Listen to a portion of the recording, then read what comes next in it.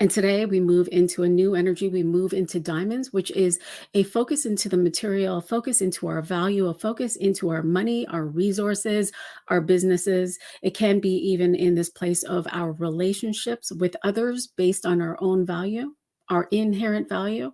And so you're being invited to notice, what is it that I'm willing to decide today? And one of the questions that was really coming in is to decide where you are rooted in your value. Because if all of these themes are true, if you are whole in this moment, you are loved, you are supported, you can have the money flow that you desire, then are you rooted in the value of that so that you can move in the direction of love, so that you can begin to see the feedback of that? Because Six of Diamonds is feedback. And so we must make a decision today. Because if we don't make a decision, then we don't move forward.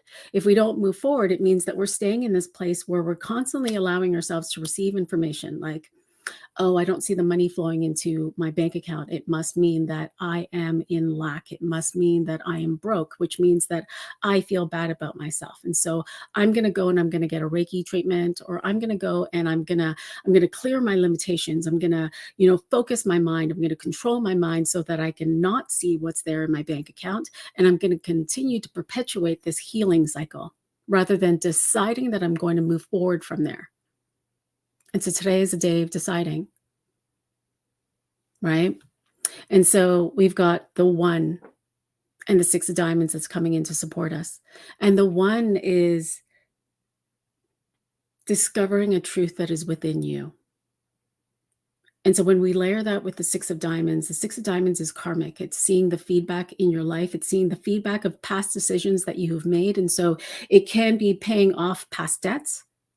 And at the same time, it can be receiving resources and unexpected money. And so as you are receiving all of this, as you're noticing all of this, there's a truth that is wanting to rise up. And so are you willing to receive the truth? Are you willing to discover what that is, to take a moment to notice? To notice perhaps your inherent value, to notice that perhaps all is well, to notice perhaps, oh, this is where I want to go. I want to move forward with this plan, with this decision. I want to move forward and I want to change the world, as Patrick desires. And so in that, I have this awakening.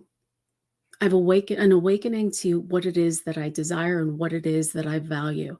Do I value the change in the world more than the idea that I'm the one that's moving it out as an expression of me, as my purpose? Do I value the money that's going to come from it more than I value my well-being? And so if I value what's outside of me, if I value the money that's going to come with it, then am I willing to work my body ragged, my emotions ragged, rather than having the money, or rather than and chase the money? And so it's noticing these places. Am I chasing the things outside of me, or am I focused on how I feel, who I am, what I want, my value? Because if I continue to move in the direction where I value someone more, or I value something outside of me more, then I create these patterns of betrayal where the outside will always betray me. And so when you're noticing these places, you want to notice what is true for me now in this moment, because I've changed. And so if I've changed and I assess my life and I take a look at the feedback that's around me, is my thinking pattern, is my pattern of action, is my pattern of deciding still true for me? And if it's not, am I willing to let that go? Am I willing to commit to a new story with my money, with my resources? Am I willing to commit to what it is that I love and what I desire, regardless of what I see out there and regardless of how I think it's going to be as an outcome? Am I willing to question my own perception?